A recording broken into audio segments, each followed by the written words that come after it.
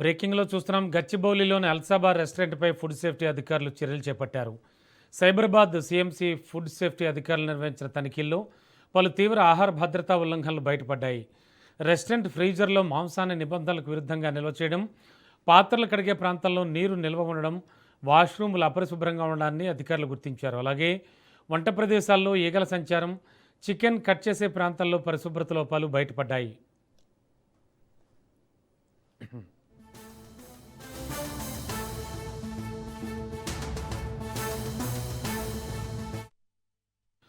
అపరిశుభ్ర వాతావరణానికి సమీపంలో రుమాలి రోటీ తయారు చేయడం, అలాగే మిగిలిన చికెన్ నిల్వకు ప్రత్యేక కంటైనర్ లేకపోవడం వంటి అంశాలను కూడా అధికారులు గుర్తించారు.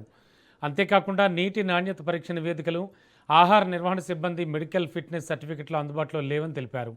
ఈ ఉల్లంఘనలను తీవ్రంగా పరిగణించిన ఫుడ్ సేఫ్టీ అధికారులు ఎఫ్ఎస్ఎస్ఏ లైసెన్స్ సస్పెన్షన్ ప్రక్రియను ప్రారంభించారు. గుర్తించిన లోపాలను పూర్తిగా సరిదిద్ది ప్రమాణాలకు అనుగుణంగా ఉన్నట్టుగా అధికారులు ధృవీకరించే వరకు రెస్టారెంట్ మూసివేయాలని ఆదేశించారు. ఇదే అంశానికి సంబంధించి లేటెస్ట్ ఇన్ఫో అందించడానికి మా కరెస్పాండెంట్ పవన్ సిద్ధంగా ఉన్నారు. పవన్, ఈ అల్సబా హోటల్లో అసలు ఏం జరిగింది, ఏం చెప్తూ ఉన్నారు ఫుడ్ సేఫ్టీ అధికారులు?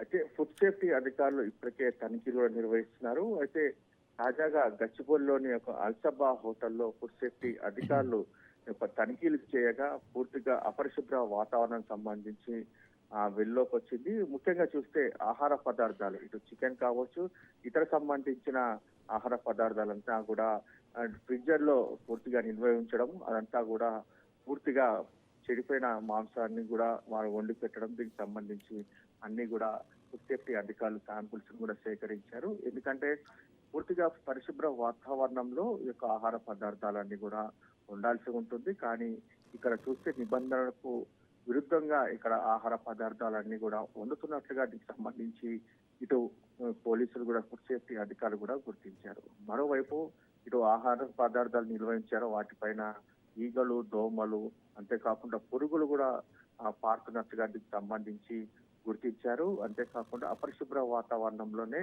ఈ యొక్క వాష్రూమ్స్ కూడా గుర్తించారు. మొత్తానికి అల్సబాకు సంబంధించిన లైసెన్స్ ను రద్దు చేసేందుకు కూడా ఇప్పటికే ఫుడ్ సేఫ్టీ అధికారులు ఒక లెటర్ కూడా రాసినట్టుగా తెలుస్తుంది. మొత్తానికి దీనిపైన చాలా సీరియస్ గా ఉన్నారు. ఎందుకంటే మెడికల్ సర్టిఫికేట్స్ కూడా లేవు, అంతేకాకుండా లోపాలు సరిదిద్దే వరకు రెస్టారెంట్ కూడా మూసివేయాలని చెప్పి ఇప్పటికే ఫుడ్ సేఫ్టీకి సంబంధించిన అధికారులు కూడా నోటీసులు జారీ చేసిన పరిస్థితి చూస్తున్నాము. ఎందుకంటే ఇంకా ఇలాంటి యొక్క రెస్టారెంట్లు తమ పూర్తిగా తనిఖీలు వస్తే మాత్రం చర్యలు తప్పనిసరిగా ఉంటుంది.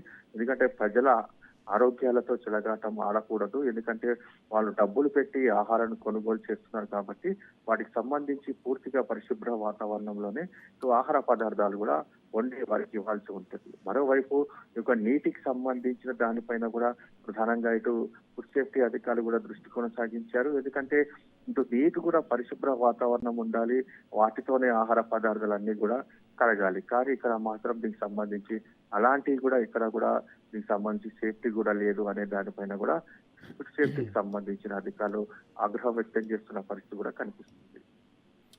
Thank you Pawan.